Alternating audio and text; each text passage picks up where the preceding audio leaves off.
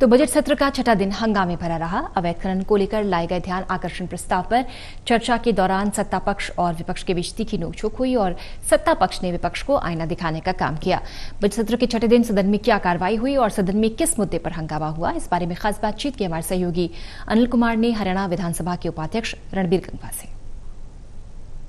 Budget सत्र के छठे दिन आज सदन में किन मुद्दों पर चर्चा हुई, इस मेरे साथ हैं हरियाणा विधानसभा के उपाध्यक्ष रणबीर गंगवा। इनसे जानते हैं कि आज सदन में किन मुद्दों पर चर्चा हुई है। जी, आज सदन के अंदर पहले तो प्रश्नकाल हुआ, जो पहला घंटा होता है, और उसके बाद में कॉलिंग अटेंशन थे दो। एक तो किरण चौधरी जी का यूरिया की कमी के बारे, और दूसरा डाडम पहाड़ी को लेकर के जो अवैध खनन और जो 5 जो वहाँ काम करने वाले लोग थे उनकी डेथ हो गई थी, उनका मामला सदन में कॉलिंग अटेंशन था। उस पर 5 विधायकों ने अलग अलग प्रश्न पूछे क्योंकि उनका क्लब कर दिया था। और उसके बाद में जो एडहॉक कमेटी बनी थी बजट के ऊपर, उन्होंने अपनी अपनी रिपोर्ट प्रस्तुत की 8 कमेटियों ने, और फिर लास्ट के अंदर बजट अभिभाषण पे चर्चा हुई और 2 बिल इंट्रोड्यूस हुए। गंगवा जी, कांग्रेस सदन से क्यों वॉकआउट कर गई, क्या कारण था? कांग्रेस के सदस्यों ने डाडम पहाड़ी का मामला उठाया था, और डाडम पहाड़ी के अंदर जो ये लीज जो दी गई थी, ये हुड्डा साहब के टाइम पे दी गई थी। 2013 से ये मामला चल रहा था। उसी को लेकर के उन्होंने जो कहा था कि उन्होंने जो अपने शब्द जो यूज किए थे कि बड़े अचंभे की बात है कि 115 करोड़ के अंदर ये डाडम की पहाड़ी जो अलॉट की गई, तो सीएम साहब ने बताया कि उन्होंने कहा कि इसमें आप अचंभे की बात करें और देने वाले भी आप ही हो।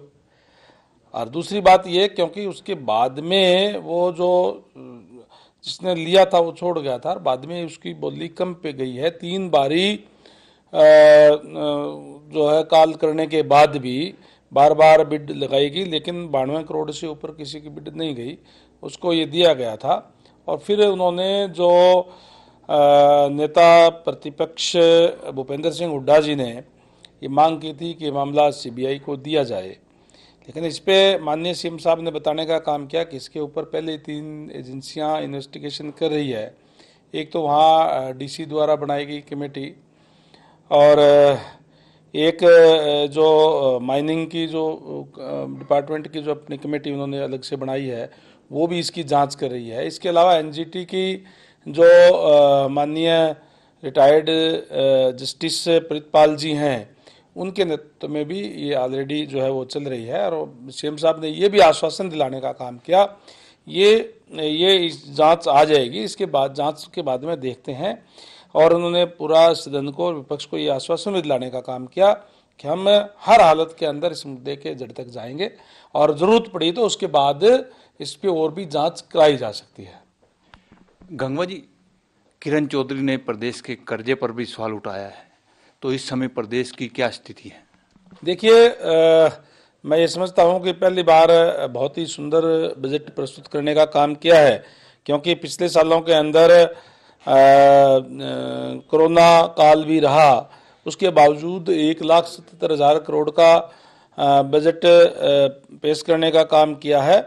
और कोई भी नया टैक्स जो है वो नहीं लगाया गया है, और हर क्षेत्र को उसमें जो है वो टच किया गया। हर क्षेत्र के अंदर बजट के अंदर जो है वो वृद्धि की गई है, चाहे चिकित्सा है, चाहे शिक्षा है, चाहे कृषि है, यानी हर क्षेत्र के अंदर उसको पहले से ज़्यादा बजट जो है वो दिया गया है। विपक्ष का काम एक ट्रेंड बन गया है कि केवल हमें विरोध के लिए विरोध करना है। उसके अलावा भी एक नई जो परंपरा हमने शुरू की कि एडहॉक कमेटियां बना करके उस पर जो पक्ष और विपक्ष के जो तमाम मेंबर हैं उनको चर्चा करने का भी उसमें उनसे सुझाव भी लिए गए हैं कि इसके अंदर और क्या बेटर किया जा सकता है।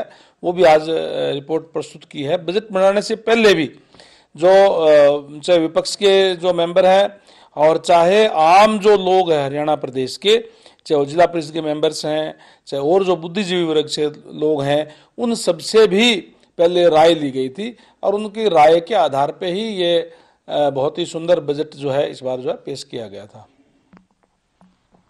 ये थे मेरे साथ हरियाणा विधानसभा के उपाध्यक्ष रणवीर गंगवा। इन्होंने बताया कि बजट सत्र के छठे दिन आज सदन में क्या कार्रवाई हुई है।